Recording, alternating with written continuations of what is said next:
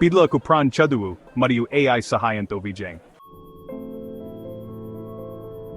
ఒక చిన్న బాలుడు ఇంట్లో నిరాశగా కూర్చున్న దృశ్యం పుస్తకం కింద ఉంది.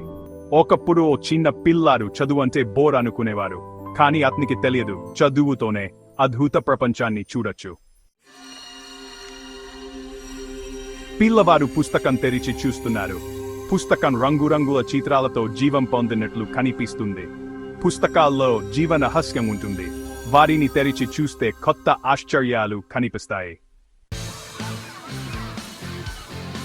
స్నేహితులతో కలిసి స్కూల్ వెళ్ళడం, మనం నలుగురితో కలిసి ప్రపంచాన్ని అర్పణ చేసుకోవడమే.